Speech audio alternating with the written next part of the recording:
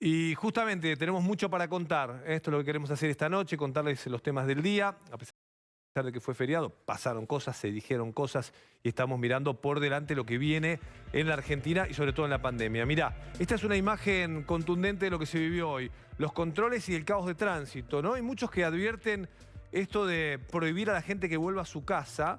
Hay muchos especialistas constitucionales que sostienen que por más que haya firmado el presidente un decreto, se están afectando los derechos de las personas que quieren regresar a su casa, ¿no? Esto fue caótico, los controles, sobre todo para los que son esenciales, se encontraron con demoras de 2, 3, 4 horas para llegar a sus trabajos o para volver de sus trabajos a casa, ¿no? Lo cual es absolutamente ridículo y es consecuencia, obviamente, del mal manejo de la pandemia que lleva 1 año y 3 meses. El presidente que va a denunciar a Patricia Bullrich, te lo vamos a contar enseguida nada más, tiene que ver con las declaraciones que hizo la presidenta del PRO sosteniendo que el gobierno no llegó a un acuerdo con el laboratorio Pfizer porque buscó a través de intermediarios recibir algún tipo de soborno, ¿no? Esto es lo que dijo Patricia Bullrich. El presidente y Ginés González García quieren denunciar a la presidenta del PRO, lo vamos a contar en detalles enseguida. Y estamos atentos a la llegada de vacunas, a la llegada de dosis, que es impactante el hecho de que estemos terminando el mes de mayo, llegando al mes de junio y Argentina tenga tantos inconvenientes todavía para acceder a las vacunas. Y el testimonio, en un ratito, de esta joven que murió por COVID, 22 años, Lara, insulino dependiente. Y veíamos recién la foto de ella recostada en el centro de salud esperando a ser atendida. Esa es la imagen, mirá, la de Lara. Habló Claudia Sánchez, la mamá.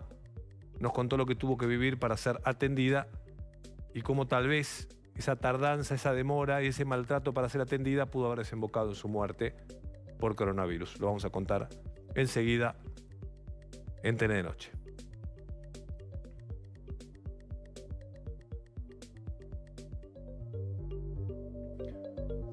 Bueno, generaron polémicas las declaraciones de la ministra de Seguridad, Sabina Frederick, en medio de este lunes feriado, en el cual no debiera haber tanto movimiento. Sí hubo mucha gente caminando en la calle, pero los controles los hicieron en la Panamericana nuevamente, en el Puente Pueyrredón, en varios lugares, en los accesos a la ciudad de Buenos Aires. Parece que el virus estuviera ahí, ¿no? En el acceso a la ciudad, ¿no? Esta es la sensación que da por la insistencia de dejar a la gente varada en los autos 2, 3 horas. ¿Qué dijo la ministra? Quienes viajaron el fin de semana no podrán volver a sus casas hasta que termine el confinamiento. Esto ya había pasado el año pasado también, ¿no? ¿Te acordás que mucha gente la encontró de viaje? Por X razón, la medida del presidente, y había generado que mucha gente no pudiera volver a su casa, no pudiera volver con su familia. Bueno, la amenaza de la ministra fue cuestionada por varios abogados constitucionalistas, señalando que no se puede impedir el regreso a la casa de nadie, ni siquiera con un decreto del presidente. Las garantías constitucionales se mantienen. Pero más allá de esta discusión legal o jurídica que pueda haber en medio de todo esto, el problema es el día a día, ¿no? Hoy para muchos médicos, enfermeras, para ambulancias, para trabajadores esenciales fue un problema tener que entrar o salir de la ciudad de Buenos Aires por estos controles absurdos, ¿no? Hechos de esta manera, que lo que generaron fueron realmente molestias y malestar para mucha gente. Mientras tanto, el confinamiento, digamos, no se está cumpliendo como el gobierno pretendía. El presidente dijo que sí, porque llovía. A ver, el sábado llovió, estuvo horrible, la gente se quedó en casa, pero porque llovía, no porque querían cumplir la medida del gobierno. Y algo parecido pasó el domingo, hoy que fue un día muy lindo para este otoño. Había mucha gente en la calle, gente que decidió salir a caminar, gente que decidió salir a correr, que no se quiere quedar en su casa estos 9 días, lo que no significa que quiera contagiarse, ¿no? Es decir, la gente salió con su barbijo, a buscar, obviamente, un poco de aire libre. ¿Cuál es la recomendación? Que camine cerca de tu domicilio, eso está permitido. Hoy vimos que muchos comerciantes decidieron desafiar la medida del gobierno, abrieron sus puertas. Yo pensaba, aparte era feriado hoy lunes, así todos fueron a trabajar, a vender café, comidas, alimentos, todo eso hoy estuvo abierto y mucha gente se detuvo en la vereda a tomarse un café, una merienda o lo que fuera en la ciudad de Buenos Aires. La verdad que por la tarde se vio mucha gente circulando, con lo cual nosotros insistimos siempre a tratar de tener los mayores cuidados posibles en medio de un momento muy complejo, No porque te lo diga Alberto Fernández o los ministros, sino porque hay que escuchar sobre todo a los médicos, a los terapistas. Todos conocemos a algún médico, algún enfermero, alguien que conoce la terapia intensiva y te puede decir que se están viviendo momentos difíciles, ¿no? No solamente porque el virus es realmente, en algunos casos, por supuesto, por suerte en los menos casos, mortal realmente, sino además porque las terapias realmente están con una gran cantidad de pacientes. Ahora, eso no implica que te tengas que quedar encerrado en tu casa, solo, ¿no? Abandonado, deprimido, y que una situación como esa pueda generar en mucha gente angustia, con lo cual obviamente está permitido salir, está permitido caminar. Por eso hay medidas que no se entienden muy bien, los clubes están cerrados, las plazas supuestamente están cerradas y hace que la gente al fin y al cabo se termine encontrando y cruzando en la vereda, ¿no? Tenés los clubes cerrados, la gente se cruza en la vereda. Tenés las plazas cerradas, la gente se cruza igual en la vereda. Ya había pasado en otras situaciones, ¿no? A medida que vos vas cortando cosas parece que se genera un embudo, ¿no? En el lugar que queda habilitado se genera ese embudo. Hoy, la verdad, se veían imágenes en algunas plazas de fajas cortadas y los chicos jugando en los juegos igualmente. Con lo cual, ese embudo me parece que es perjudicial a lo que intenta el gobierno, que es que la gente circule menos y haya menos contagio, ¿no? Recuerden que el objetivo es tratar de parar al virus en un momento muy complicado. Entonces, hay que acordar medidas. Yo lo vengo diciendo, el gobierno perdió autoridad política para pedir, no puede pedir nada, porque como no cumplieron nada, les cuesta pedir algo, no tienen un vocero. ¿Quién te va a pedir? ¿La ministra, que no reconoce que hubo vacunados VIP? ¿Quién te lo va a pedir? ¿El jefe de gabinete? Que recién el fin de semana reconoció lo que nosotros dijimos, ahora lo reconoció él. Nosotros lo venimos diciendo hace un montón, que tardaron en buscar vacunas, ¿no? A nosotros, un montón de gente le reprocha al gobierno la demora para conseguir vacunas. Por fin, Santiago Cafiero reconoció que cometieron el error de demorarse en conseguir y acordar con más vacunas. El problema de Cafiero es que se siguen demorando en conseguir vacunas. O sea, es que Carla Bisotti viajó ahora a México y a Cuba. Y uno, digo, no nada particular con Cuba, pero realmente no parece un país desarrollado como para poder producir y abastecernos de vacunas, o que nosotros podamos producir las vacunas. Digo, por ahí en el futuro ocurre, pero no es una solución ahora, y lo que necesitamos son las vacunas ahora, ¿no? Más allá de que eso pueda servir, no sé, en un año, en 2 años, tener un acuerdo con Cuba para producir sus vacunas.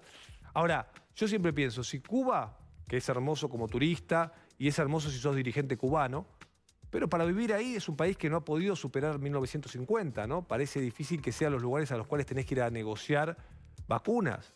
Mejor andar a los países donde está funcionando, ¿no? Mejor tratar de negociar que un laboratorio estadounidense te pueda conseguir la vacuna de Pfizer, o la de Moderna, o la de Johnson, las que están funcionando y se están aplicando en el mundo. No la vacuna soberana, que no sabe, digo, no es algo para allá, que nosotros necesitamos la vacuna ahora.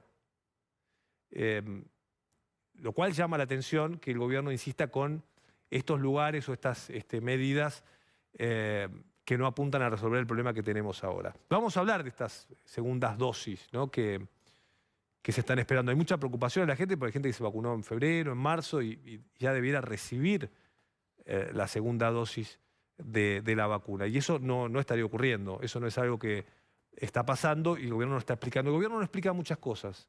No explica por qué no acordó con Pfizer. El presidente se enojó con Patricia Bullrich, pero no explicó todavía por qué no hay una sola dosis de Pfizer en la Argentina. No lo explicó. No lo explicó, no lo dijo. Porque aún hoy, ya no te digo en diciembre, o en enero, o en febrero, o en marzo. Hoy que estamos llegando a junio, no tenemos ninguna firma de contratos con Pfizer, ni siquiera de 10.000, de 100.000 o de 1 millón, no te digo de 30 millones de vacunas. Ni una pudieron conseguir. Y no explican por qué. Acordaron con AstraZeneca 22 millones de dosis. Recién hoy llegaron las primeras 800.000. O sea, menos de 1 millón de las 22 millones que pagaron ya el 60%. Y no llegaron. Recién ahora 800.000 que llegaron vía Miami de AstraZeneca para dar en la Argentina. Ustedes se acuerdan muy bien que se hablaba primero de diciembre, después se dijo enero, no, para marzo llegan las vacunas, después para mayo. Bueno, llegaron apenas 800.000 cuando estamos por llegar a junio. Apenas 800. Ahora dicen que bueno, van a llegar pronto otro 1 millón de dosis. No sé, algunos dicen 4 millones, qué sé yo. No, es difícil creerlo. Mientras tanto, la polémica con Patricia Bullrich, ¿no? Que la verdad tiró un mensaje muy fuerte, ¿no? Señalando que ella sabía por qué no teníamos vacunas de Pfizer, porque el gobierno buscó tener un intermediario y Pfizer dijeron, no, de ninguna manera, nosotros las vacunas no las entregamos a los países con intermediarios de los países.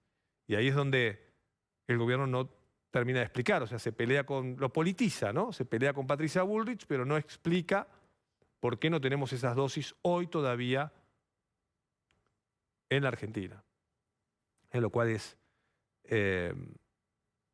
muy llamativo. Mirá, escuchá a Santiago Cafiero, el jefe de gabinete de la Nación, que en estas horas dijo esto. La oposición quería certezas y discutir y ser parte, de alguna manera, de la toma de decisiones en pandemia. Enviamos un proyecto y no lo quisieron debatir. Muchas de esas medidas no fueron acompañadas, y mucho menos fiscalizadas. Hasta incluso se judicializaron las medidas de cuidado. Bueno, acá están las consecuencias. Lamentablemente la oposición a veces lo que busca es hacer política con la pandemia, pero bueno, nosotros lo que buscamos es que justamente que no se haga política con la pandemia, hagamos política con cualquier otra cosa, pero con la pandemia no. Convocando a marchas de contagio, solamente impidiendo las medidas, poniéndose enfrente de las medidas de cuidado que hacía el gobierno. Bueno, eso es lo que ellos van a poder exhibir con sus discursos, con su violencia verbal. Lo único que han hecho es darle más miedo al que ya tenía miedo y angustiar más a los que ya estaban angustiados. Bueno, ahí estaba el jefe de gabinete acusando a la oposición de generar miedo. Está el diputado nacional de Cambiemos, Luis Petri, con nosotros. Buenas noches, Petri, ¿cómo está? ¿Qué tal, Franco? ¿Cómo estás? Buenas noches. Gracias por estos minutos. Quería preguntarle por estas declaraciones del jefe de gabinete de Cafiero. Bueno, es absolutamente falso. Lo primero que debería hacer Cafiero es concurrir al Congreso de la Nación. Hace muchísimo tiempo que no lo hace y está incumpliendo la Constitución Nacional. Todos los meses se tiene que hacer presente, tanto en la Cámara de Diputados y en la Cámara de Senadores, y dar explicaciones. Y más en tiempo de facultades extraordinarias, de excepcionalidades, de estados policiales como el que tenemos ahora, donde tendría que haber ido y explicar, entre otras cosas, por qué la República Argentina no cerró acuerdo con Pfizer cuando el país se habían efectuado estudios clínicos a más de 6.000 argentinos y cuando existía una prioridad para la adquisición de 13 millones de vacunas por parte de la República Argentina, y se hizo una ley de vacunas a imagen y semejanza de los pedidos de Pfizer. Sin embargo, ese contrato no se pudo celebrar. Vos lo mencionabas recién también, con AstraZeneca pasó otro tanto, pagamos el 60% de 22 millones de vacunas y recién tenemos 800.000. Otro caso fue el convenio que se celebró con COVAX, con el mecanismo COVAX, donde la República Argentina rechazó la posibilidad de recibir las vacunas correspondientes a la mitad de su población y solamente acordó por 9 millones de vacunas. Digo, hay muchos interrogantes, hay mucha opacidad. Nosotros le propusimos al jefe de gabinete y al gobierno la creación de una comisión bicameral de control para que siguiera todo el proceso de vacunación en la República Argentina allá por diciembre. Nunca lo quisieron tratar, porque sabían que se iban a robar las vacunas, porque ya ellos sabían que querían y necesitaban pocos controles, mucha opacidad para desviar vacunas, para generar un manejo político y clientelar. Vos acordate, Franco, que antes del vacunatorio VIP y del robo de vacunas, comenzaron a inscribir en las unidades básicas de la Cámpora, sí, y en las unidades básicas del kirchnerismo. Digo, hubo desde el comienzo en una SUTEBA, en el política, gremio docente que no quiere dar clases. Exactamente, desde el comienzo hubo. Digo, entonces, ahora el presidente de la Nación dice que va a denunciar a Patricia Bullrich. Es un inmoral el presidente de la Nación, porque ya hubo un hecho de corrupción respecto de las vacunas y fue el vacunatorio VIP y fue el robo de vacunas que se generó. No es nueva la corrupción en la República Argentina y este gobierno no nació de un repollo. Este gobierno es el sucesor del gobierno más corrupto de la historia que gobernó durante 12 años la República Argentina. Digo, entonces, extremada opacidad, falta de transparencia, ocultamiento de datos, poca información respecto del plan de vacunación y hechos de corrupción que han habido incluso durante la pandemia, tanto en la vacunación como en los testeos. Lo que pasó recientemente en Ezeiza, donde el Estado llamativamente terceriza los testeos en una empresa que ni siquiera tenía antecedentes para poder testear. Petri, cometieron otro error en el plan de vacunación, que para mí es también muy grave, que es distribuir las vacunas por provincia según la población, sin tener en cuenta la edad de la población de cada provincia, generando una desigualdad tal. Hoy leía los datos de la provincia de Misiones, por ejemplo. La provincia de Misiones están pidiéndole por favor a la gente que se vacune, porque ya están vacunando, primero que hay elecciones el 6 de junio, y segundo que están vacunando a gente que, por ejemplo, no tiene ninguna enfermedad, ninguna comorbilidad y tiene 40 años,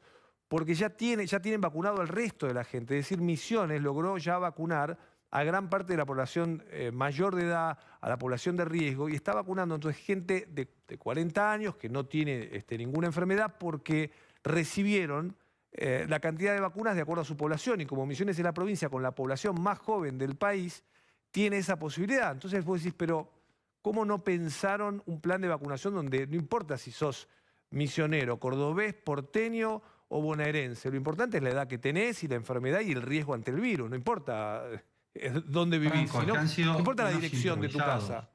¿Cómo? Han sido unos improvisados desde el comienzo de la pandemia y la vacunación es otra muestra más. Misiones ha recibido 300.000 vacunas y no ha aplicado el 25%. Y entre otras cosas, más allá de la ineficacia en el plan de vacunación, tiene que ver con esto que vos mencionabas, este criterio poblacional. Vos tenías que tomar como criterios a la hora de repartir la vacuna la población en riesgo, la población mayor de 60 años, y a partir de allí hacer una distribución equitativa en todo el país, pero no conforme a un criterio poblacional o censal, sino conforme a los criterios que el propio Ministerio de Salud estableció que eran prioritarios a la hora de vacunar. Personas mayores de 60 años, personas de riesgo que eran 5 millones, personal de la salud y personal de seguridad. Digo, esas eran las personas que tenían que ser vacunadas prioritariamente. Después, con el escándalo del vacunatorio VIP, surgió esta suerte de personal estratégico que se amplió para darle cobertura a todos los que habían sido indebidamente vacunados, empezando por Zanini a la cabeza, ¿no? Tremendo, tremendo. Y le quiero hacer una pregunta más y tiene que ver con la agenda judicial de Cristina Kirchner y de Alberto Fernández, que es el nombramiento del procurador y que ahí veo una diferencia muy importante y le quiero preguntar a usted. Hay senadores ya del kirchnerismo que sostienen que Daniel Rafecas en realidad es el candidato al jefe de los fiscales de la oposición, de Cambiemos, y que por eso no van a acompañar el pliego o la votación de Daniel Rafecas. Lo leía hoy, me pareció muy impactante, ¿no? O sea, para el kirchnerismo, Rafecas es el candidato de ustedes para ser jefe de fiscales. Esto demuestra, Franco, que la obsesión del oficialismo y particularmente del kirchnerismo es poner un procurador militante que defienda los intereses y sea un defensor de las causas judiciales que tienen como protagonista a todos los kirchneristas por hechos de corrupción de la gestión pasada. Lo cierto es que las mayorías que se exigen para promover un procurador conforme a la ley actual, que Dios quiera no se modifique, y eso es lo que estamos haciendo fuerza para que el kirchnerismo no obtenga una modificación a la ley del Ministerio Público, exige 2/3. Y esos 2/3 suponen nada más y nada menos que un fuerte consenso político.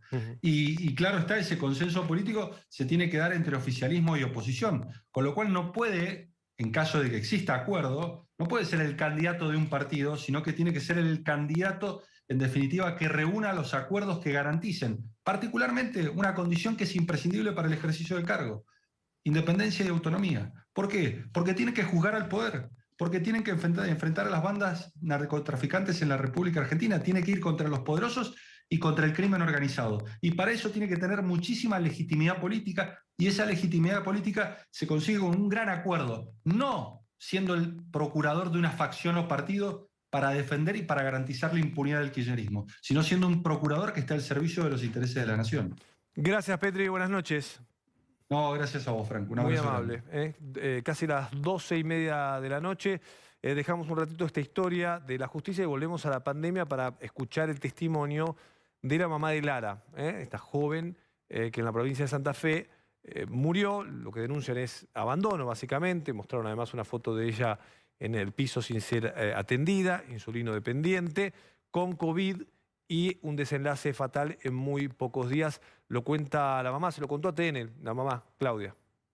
Me duele mucho cómo tuvo que esperar esa cama. Nadie tuvo un poquito de empatía y sentido común en atenderla apenas llegamos. La hicieron esperar como un paciente más, como si fuese cualquier cosa que tenía. Yo aclaré de entrada cuáles eran los síntomas, que ella era insulino dependiente. No murió en un pasillo, murió en la terapia intensiva, sí, de un hospital público, pero cuando estuvo solamente 4 o 5 horas. Estuvo más de un día y medio, de acá para allá, de un hospital a otro, esperando una cama. Cuando logró la cama, estuvo 2 días en una sala común, luego en una sala intermedia, y después un par de horas en terapia, porque la pasaron a último momento a terapia. Pero la atienden en un hospital a ella, y me dicen que es neumonía, pero que vuelva a casa porque ahí no tenían lugar para ella, no había cama y no tenían para las condiciones en que ella estaba. Que la lleve al otro día para hisoparla y para hacerle las placas. Bueno, al otro día la atienden, la medican con unos antibióticos, un solo antibiótico vía oral, que vuelva a casa y que si se ahogaba, la lleve al hospital Iturraspe nuevo. Me preguntaron si tenía movilidad, porque si ellos llamaban a la ambulancia se iba a demorar más. Entonces, bueno, cuando llegamos a casa y ella se volvió a ahogar, la llevé al hospital, como ellos me dijeron. Y bueno, cuando ingresé con las placas en la mano, con el resultado del positivo y diciendo que era insulino dependiente.